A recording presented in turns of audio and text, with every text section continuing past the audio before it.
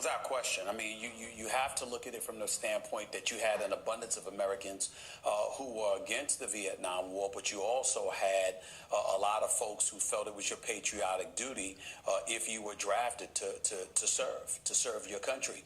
And for Muhammad Ali, you got to remember when he had won the heavyweight championship for the first time, beating Sonny Liston, when he stopped him, the next day he confirmed his relationship with the Nation of Islam and that he was indeed a member. That didn't go over well. I mean, in the mainstream press. That didn't go over well. No, that was a polarizing moment that Cassius Marcellus Clay was going to be Muhammad Ali. We'd never seen anything like that.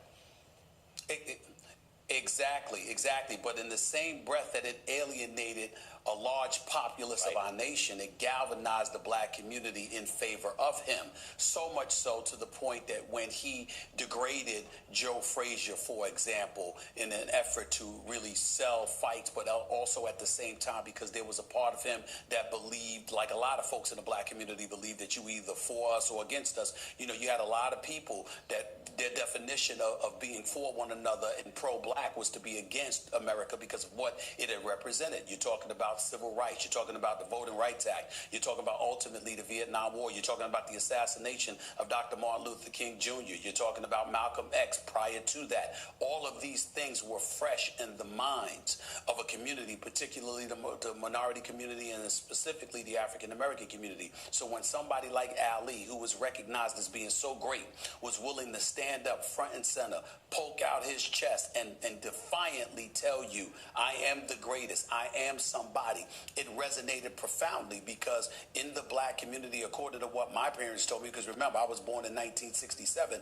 but I grew up with my parents reminding me that you had to do twice as much to get half as much, that you were going to be perceived by and large as a second-class citizen, that you were going to be convinced, or people were going to try to convince you that you were not worthy of the things that you indeed may have been worthy for. And then along comes somebody like Muhammad Ali. Not only is he telling you he's great, he's showing you his greatness no matter who you put up against him. And by the way, he wasn't prejudicial in that regard either. He beat up on white folks just like he beat up on black folks. It didn't matter whether it was Corey in the ring or Joe Frazier or somebody else. It was a meritocracy. He was showing you that there was a clear...